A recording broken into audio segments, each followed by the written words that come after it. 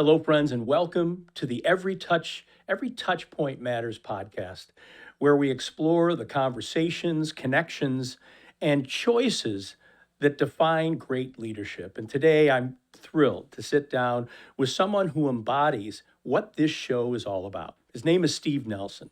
Steve is one of those rare leaders who seems to show up wherever innovation and impact intersect.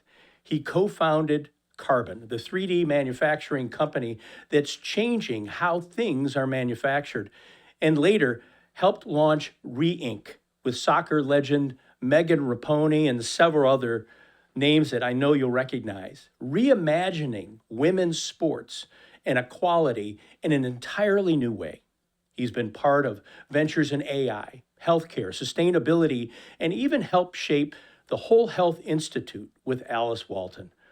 But what stands out most is the way Steve leads, grounded, curious, and always focused on creating something that moves the needle and that matters. Steve, welcome to Every Touch Matters.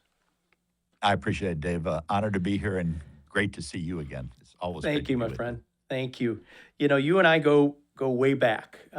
You're just a few years my senior, but I got to be honest with you. I admired you from the day I met you. I knew the legend of your father, Nels, working in the Chicago insurance office for many years, and here was his son leading various parts of the business for IBM in Chicago.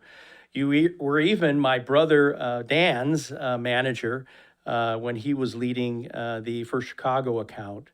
And so, bottom line is, it's just fantastic to have you in this room. You know, Steve, we learned a lot at IBM, and it's interesting. You and I were prepping for this call. I don't know about you, but I assumed that a lot of the things I learned early on at IBM, that's the way the rest of the world worked. That's the way the rest of businesses were run.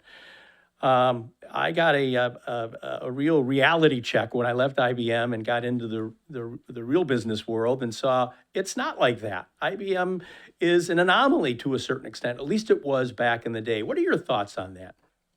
Yeah, I completely agree. What we were taught, Dave, as you might remember, is how do we help other people? It was all Mm, about helping. We used to call it value added. How do I add value? How do I provide a solution to you? I'm actually on your team, not on the team that I represent. I'm not on IBM's team, I'm on your team. And it was all about trying to satisfy them to the absolute best of our ability and hustle and do everything big and small to help them. And that's just what we knew, and it's the only way we knew how to operate. And I do think probably IBM was unique in its training back then, but that's just I often get, "Wow, how do you think that way?" Well, Dave, you and I were just trained to think that way. Steve, it goes beyond just our outbound view of engagement with clients.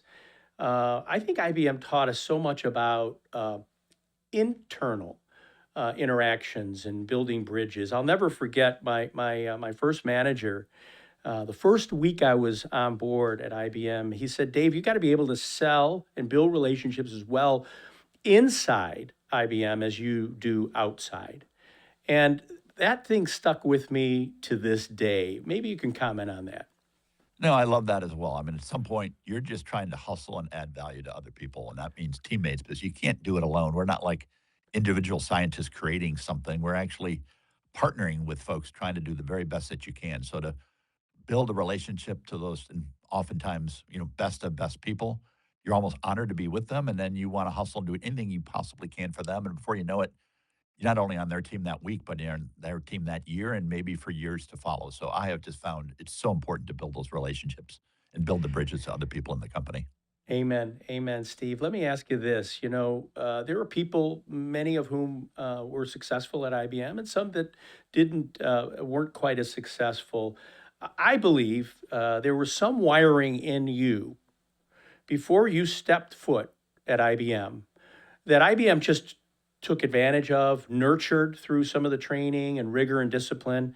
But there was something else there. And I'd be curious to kind of know what were the influences that set you up for success early in your career? Well, I would just have to say, first of all, the company that we were with, it was the world's most admired company. So it wasn't just a company. It would be the modern day equivalent of the Apple or the Google or the absolute best company. And then I have this amazing, had an amazing father that was 39 and a half years in his own way, a legend, but not a legend because climbed the ranks, a legend because he served customers so well Mm. under the term client executive. They didn't even have the term back then. So he role modeled the way of it was always about hustling and adding value to other people. And I remember he even, gave me some of his dog-eared copies of books, Dale Carnegie books, where again, one more time, it's not about you. You walk into the customer's office with a great big honest to goodness smile, and you're all about what can I do for you? Knowing that back to this value added notion, if you hustle for them, you end up winning their business because you earn it, not because you're trying to sell them something they don't need. And I just can't talk enough about, I guess, that upbringing with my father. By the way, that 39 and a half years, he was 14 years made the golden circle, which is viewed as the absolute best of the best, the top 2% of the company. He Yeah. was this legendary guy in that role, and he was Mr. Positive. Always had a smile on his face. I jokingly say Mr. Superlative. Everything was the best and the most, the greatest. That's just how he was. Even his handwritten notes before there were emojis would be double underlined, capitalized, quadruple exclamation point. He just lived in a positive way, but then he showed that for other people, and then they embraced him. And by the way, they ended up ultimately doing a lot of business with him and his company because of that. Boy, boy, he knew how to build relationships, and I know he left something behind with you. You just talked about it, but let me tell you, he impacted so many other people's careers at IBM. People looked up to him. He mentored numerous individuals. I happen to be one of them, and it was really an honor. Steve, I want to kind of clarify. I want to make sure you know my audience. It tends to be Yep. consulting companies. We Right. work with billable professionals, Right. subject matter experts, technicians.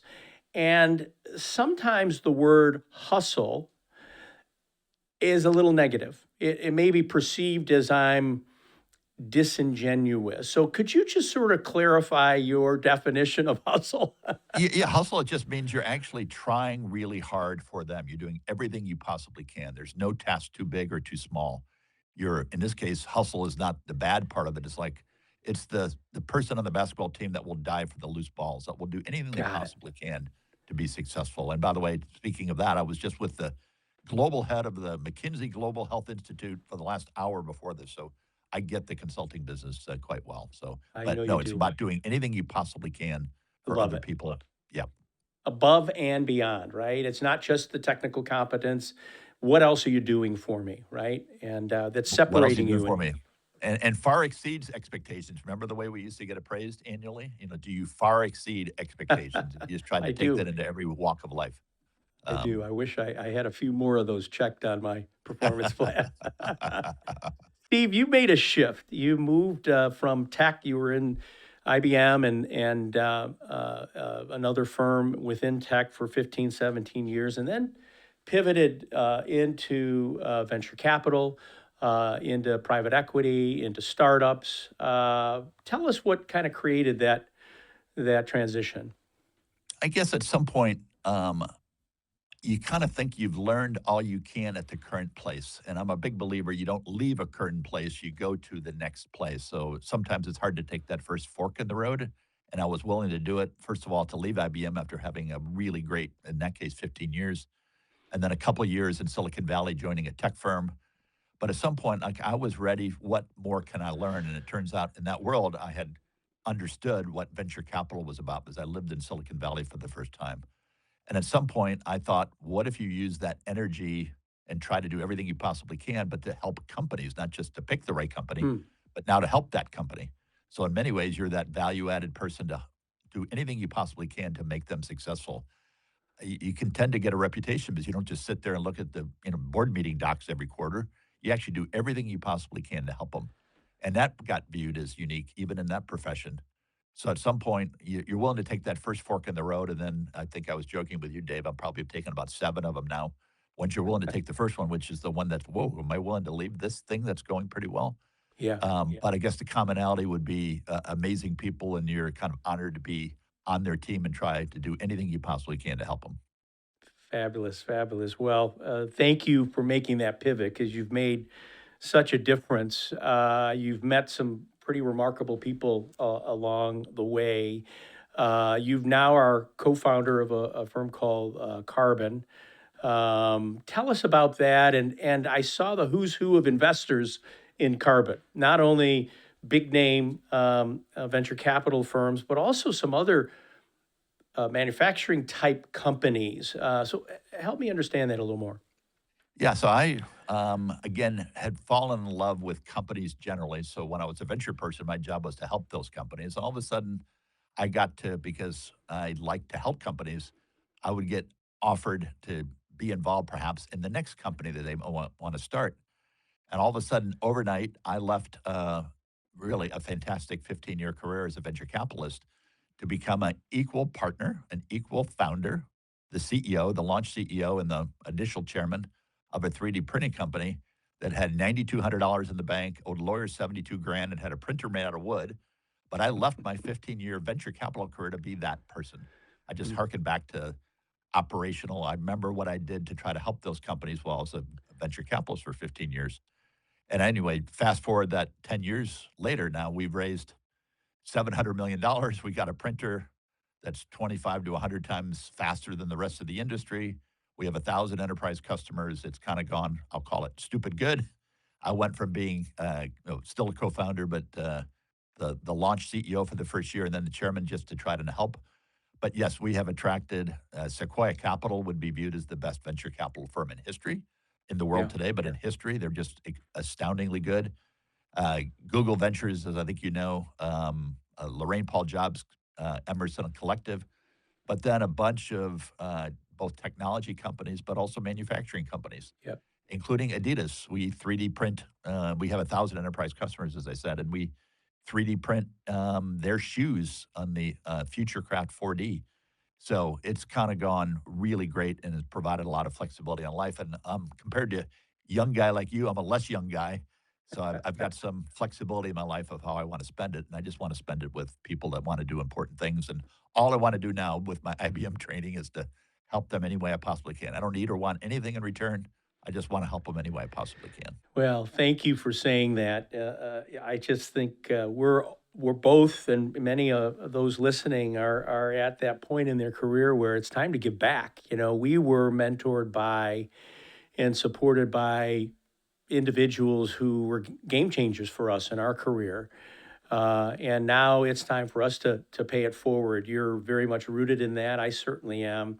That's kind of tough though these days, and with some of the new generations who see life maybe in a little bit differently, might prefer to stay at home and be remote, and um, may not have gotten a taste of the value of being mentored, and so they don't know what they don't know.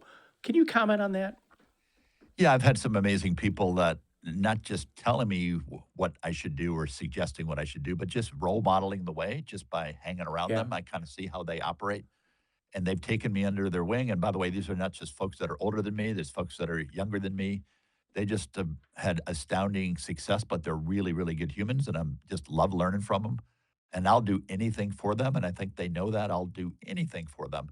Because for me, if that was my last afternoon, and I'll say my health is good, so I don't think I have any last afternoon anytime soon.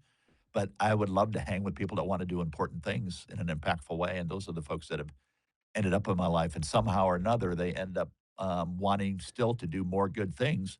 And oftentimes, by the way, that's give back kinds of good things and philanthropic good things. But sure. I get energy from them. And then since I think you and I learned how to spot talent when we were younger because of the IBM days of hiring a lot of people and trying to hire good people and see what you can learn there, I've tried to thread those people together over now decades and then thread them to when they meet one another and put the team back on the field again together. So I've enjoyed that very much. Well, again, you have been touched by so many amazing individuals. Take it another step. Again, it's time for us to give back, right? To the next generation. Yet, do they have the appetite for it? Given some of the circumstances they're going on, you got COVID kids, you got the Gen Zs, and may prefer to stay at home, work life balance. How do we make the case with them that it is worth that we have something to share? Yeah, I think it's really back to that role modeling the way. And I have so many 30 somethings now in my life. Many of these, by the way, were teenagers when I first met them. And now we are 15 or 20 years later. And I just try to be that person and be as available as I possibly can. And maybe back to the like folks role model the way for us, try to do the very same. And I've got that on young technology entrepreneurs where I would have met them at age 16 or 17 when they were amazing kids out of, in this case, North Carolina School of Science and Math. And where I got to know because I've always been a fan of people that are great at what they do. And I lived in Chapel Hill, Dave, as you know, for many years. Got to know the UNC women's soccer program. And before you know it, I'm Mr. Nelson hanging around them. I'm hanging around the team because the coach had won 22 national championships. And the second most in history is 3. Okay, I think I can learn leadership and high performance from this guy. Before you know it, I'm Mr. Nelson. And then before you know it, 2015 happens. And 7 of the 23 in the Women's World Cup were ex-UNC players, and I'm Mr. Nelson. And they all of a sudden enlisted my help on things, including on this company, ReInk, for reimagine the status quo. And they just knew me. In fact, they had a nickname for me, Dave, that I didn't understand because I'm generational. They called me OG, which I thought meant old guy, and I was okay with that. No, no, that's the original gangster. I'm like, oh, no, whatever. No, no, OG is good. You want to be OG. So my nickname with this now, it turns out, Women's World Cup champions at Reimagine Hmm. are my buddies that I would have tried to help when they were at UNC winning World Cups. So here Oh, we are. Fast forward, I'm this older guy. I always say less young yeah. guy, just trying to, and they still get a kick out of me because I try to have as much energy as they have. And I just try to do anything I can to help them. There's a lesson in there, and I'm going to tease it out a little bit. And it kind of aligns with what we teach in our program, Relationship Expansion for Professionals. It's about how we show up. And of course, we work with a lot of very technical individuals who are extremely smart. And too often, that's a group of individuals that leans into showcasing all of my smarts and telling people, right? And what you were suggesting is, hey, in this effort to mentor the next generation, it's not about telling them why you need to listen to me. It's more about just modeling the behavior, right? And now they begin to see you're in it for them, not for you, right? It's not about you. And they start, it starts to kind of, it seems to get traction with them. They pay a little bit more attention. That's my learning out of that. What's your thought? That's completely my learning. I mean, back to you go into anybody's office or situation and how can I help you? I'm present for you. I don't need or want anything out of this other than how can I possibly help you? By the way, go Yeah. back to our training at IBM and somehow you're role modeling the way. And on your point about, maybe beating your chest about how good somebody might be on their own, one of my favorite quotes is from a, amazing friend of mine that said, if you got to tell somebody how good you are, you're probably not that good. So why not just show it, basically? Hmm. Demonstrate, role model the way again. And that's Hmm. what I've just tried to do now for multiple decades. And for me, I get energy and joy out of it and vitality out of it. So it actually makes me healthier and better by being around those kind of people. So I enjoy it so much. And by the way, I think about and tell them this all the time. I could not carry your bag at your age. You're so good. But by the way, I've lived longer. So let me just try to share some things that I've been fortunate to learn. And oftentimes I say, learn from others. So it's not about the Hmm. ego of me. I've been fortunate to have some amazing people in my life. And I'm going to try to share some of the things I've learned from others. Wow. Fantastic, Steve. Thank you. There's so many lessons in there. You mentioned the women's sports and really trying to reimagine, as you said, I think is the word. Tell me more about ReInk. Yeah, so it started again. I'm OG, so the 7 of the 23 in 2015 were UNC players, so they wanted to invite their OG friend that they knew through the women's soccer program at UNC to help, and they wanted to um, talk about this fight for fair pay. And I didn't call it equal pay; I called it fair pay. Maybe you should get Hmm. paid more than the guys. Now you should be treated equally, but Hmm. paid fairly. So I was that guy, including ultimately saying, have you thought about starting a company where it's not a bunch of other people deciding what you're worth or whether it's going to be value in what you're doing? No, go start it and the world gets to decide. So I was that person, but it turns out ultimately, and going back to consulting firms, I ended up suggesting that they get the data from US Soccer and ultimately decide whether they were being treated fairly. And by the Mm, way, it turns out they weren't hmm, from a pay perspective, from the way they traveled, from the way they stayed, from the way they were treated. They were not, and by the way, the data was compelling, and it came from a venture firm, but also a consulting firm that did the workforce for free and dug into it.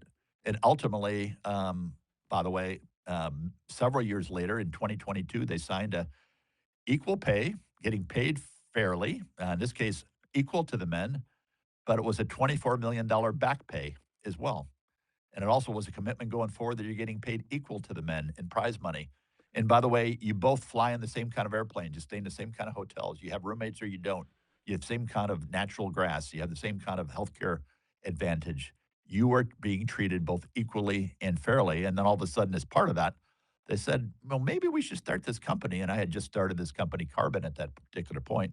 Again, their OG friend from UNC, since so many were on the national team. And we decided to start this company called ReInk, which we said was to reimagine the status quo. We didn't know what it was going to be, but let my friends decide what it should be. And then my older friend, meaning me, I'm going to do anything I can to try to help them. And here we are, raise money from, gosh, amazing folks in the world that you live in. I think we have 100 million views of what they're doing. They've created this podcast, Reset the Table, and the recap show with some of those famous players, talking about women's sports from a women's sports perspective. So it's not talking about it from a guy's perspective, but talking about it from gal and gal culture, they would even say. yeah. And I just been the guy that's seen the movie before and tried to help them any way I can. So I've been a co-founder from moment one and still involved, some 7 years later.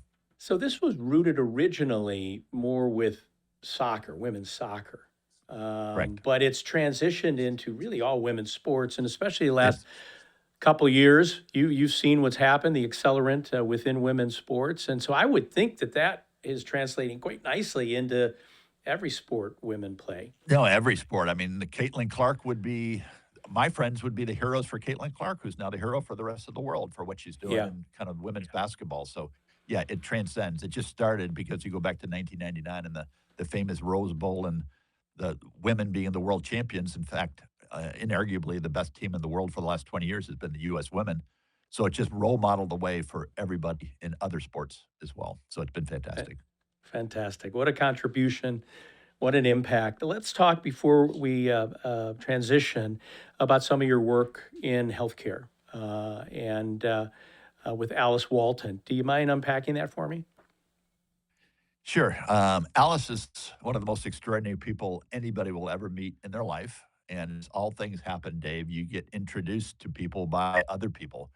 And I can't tell you how many conversations I either have taken or have been offered because of who asked me to either take it or offered to make the introduction for me. And I had a mutual friend that wanted me to meet this amazing friend of his and didn't even say who. And I just said yes to honor my friend and flew up to New York. And okay, wow, this is 7 years ago. There's this amazing woman named Alice Walton. And I'm now in the place that she lives. Fast forward 7 years, she's extraordinary. She's the youngest, the only Walton woman, only daughter. Everybody says she's the most like her dad, Sam, who started now what's a Fortune 1 company. In fact, I've kind of unpacked that a little bit with Alice. I said, tell me, this is pretty cool, friend.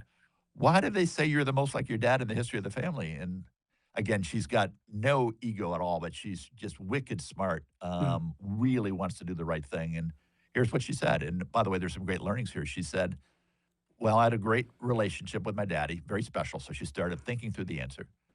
And then she said, I guess it's because, not, let me tell you why I like my dad. No, I guess it's because we're both big dreamers.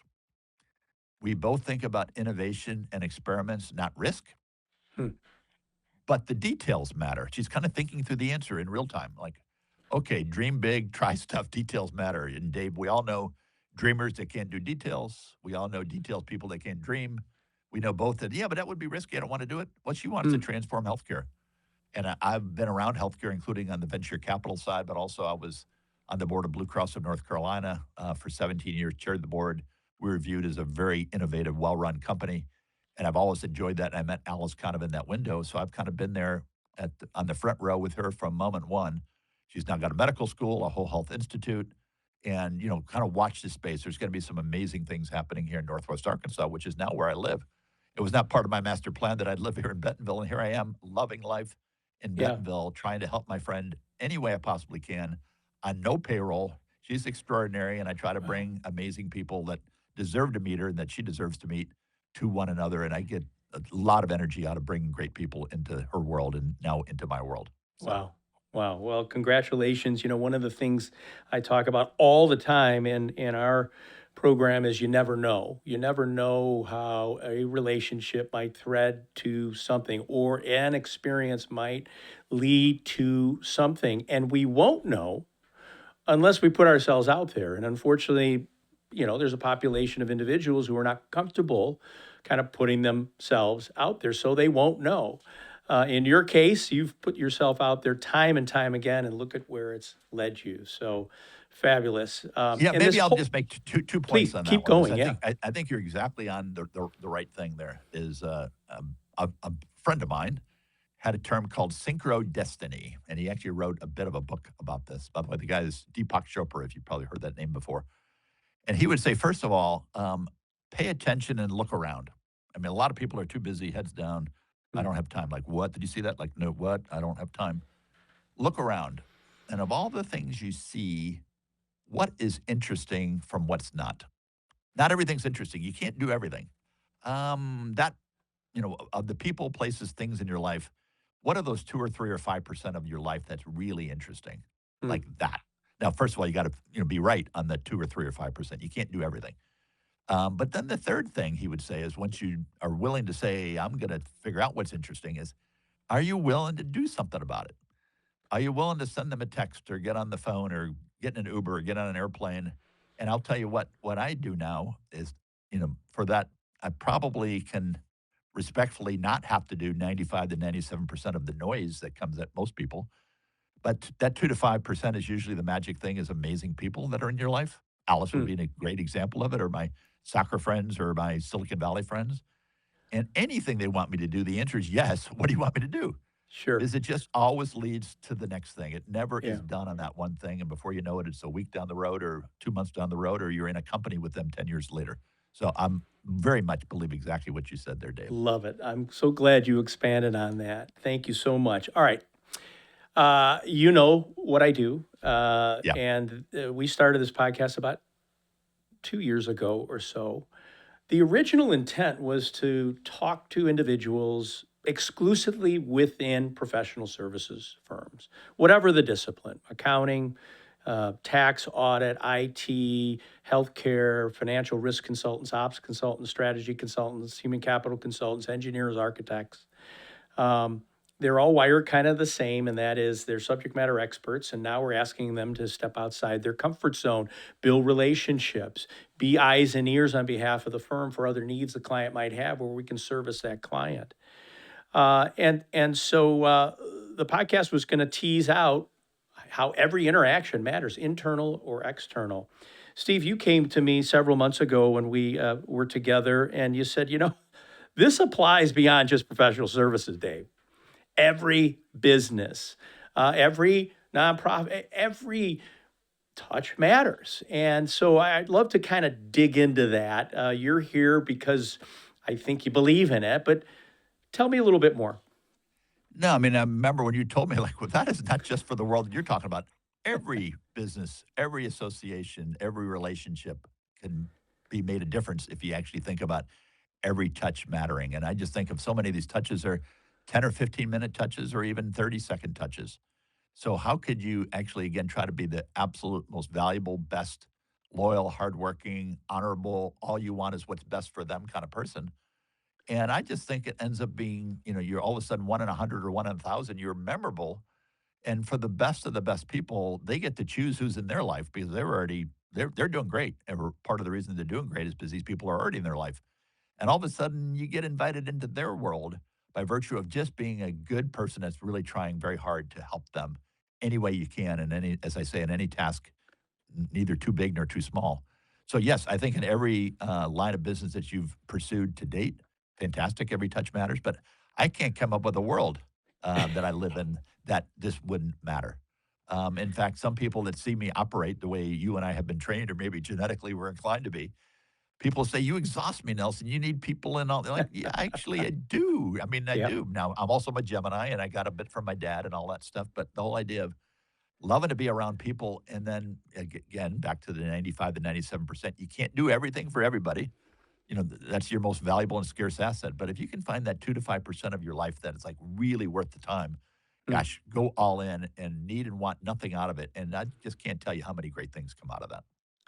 Steve, thank you. Thank you for confirming the podcast, or at least the title to the podcast. There's a lot of disruption going on right now in business. Certainly, AI is at the epicenter of it. It's disrupted technical competence that's delivered by many of these subject matter experts. A percentage of what they brought to the table is off the table now because AI can do it, right?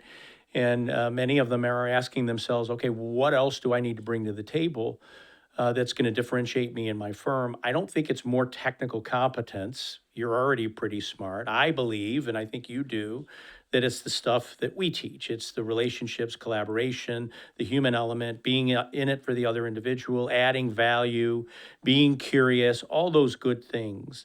My question is this. Yeah, it feels like it's really, that is even more important than ever now. Is that going to be the same in 10, 20, 50 years? We've got a population of young people who might not put a whole lot of stock in those soft skills. They prefer the handheld device. That's their mode of connecting and communicating. Do we get to a point where every touch doesn't matter going forward? I just can't come up with a way to think about the world not being where every touch matters. So the absolute genius people that are in my life, many of which are a third of my age, I'm really trying to not so much teach them, but role model. And by the way, they're now brilliant at it themselves, where they'll do anything to try really hard back to the adding value or doing what's best for that other person. But back to you got to be, you can't do everything. So you got to pick those 2 to 5% of your moments and then you need to be all in. And I actually think, Dave, they got to retrain people and rethink people in the world that you're doing, what you're doing with your firm. This is the way the world needs to be. And if anything, if it's going to be offloaded by AI, this becomes even more important as far as I'm concerned. So I love the idea of, and I probably for 20 years in a row, I've spoken at different classes, venture capital entrepreneurship. But the things I love to talk about are the things that you're talking about, we're talking about today, is Great. not just the technical aspects of venture capital, but let me tell you how the best deals come your way, why the best people want to work with you, while you get the best referrals because you've actually helped them. Again, it's a joy and energy and vitality you get out of it as well. Thank you. You've seen the work that we do, you've seen the content that we teach. We try to keep it simple. Um, do the VC guys embrace this? They're really smart, right? They're sort of the classic technicians, if you will, researchers, placing certain bets. Are they recognizing the importance of this element of business? The best of the best ones do, even if it's Okay. not their absolute personality. And I say that because the absolute best deals can get funded by anybody because oftentimes it's repeat entrepreneurs or a big idea or some breakthrough something. So all of a sudden, four people are kind of bidding on being the partner. And it's not the person that's the most introspective and analytical, and I'll show up at board meetings and hope you do well.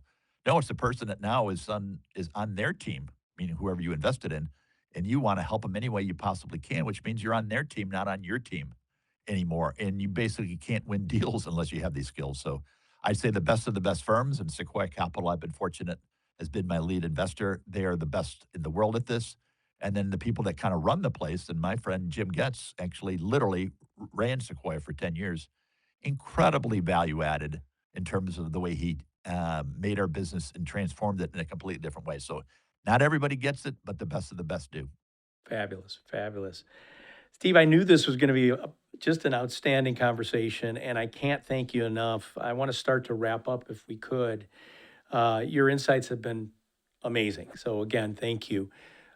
If you had to provide some advice, maybe to some of those next gen business people, not just professional services individuals. What advice would that be? Yeah, at some point, and you and I learned it, Dave, at IBM, and maybe to some degree, I learned it almost as a kid. You need to be able to spot talent, and to me, it's not Mm, just talent that's perfect on paper, but I mean, like, wow, that person's really good. And my version of that would be, I could introduce that person to anybody, a community worker, healthcare worker, the mayor. They can send them to the White House, and they would say that is a really good person, smart, hardworking, great character, integrity. Wow, humble, mission oriented. I got really good at that. And by the way, getting really good at picking the talented people. And I call talent that, not just talent on paper. And then at some point, gosh, turn them loose and help them any way you possibly can. It no longer feels like work when you're with folks like that. And then what I try to do is not just turn them loose, but to introduce them to one another and actually over rotate on spending time with them. Back to my 2 to 5%. It's mm. often amazing people and the people that are in their world. And it's not because they're singularly inventors, they got amazing people in their world. So when they say, "Would you go see Billy?" Or, "Yep, I'm in," I'm in. And then you want to get a conversation with anybody, get referred in by one of these people. I can't tell you how many conversations, Dave, you and I take because of who asked us to take it, or Yep. on occasion going back over the last 10 or 20 years, asked me. Um, Give me access to people. And then I say, I'll meet you for 10 or 15 minutes, anytime, any place. Just love to pick your brain. And then at the end of it, is there anything I can do to help you? You've been amazing. And before you know it, sometimes that's a week down the road or 10 years down the road, or you're even in a company together by taking that approach. So really be discerning on talent, putting those people together. And then when you're with them, just do anything you possibly can to help them. And Wow. you get a joy out of it. And boy, do you learn a lot too, because the best of the best people are just better at what they do than the other people.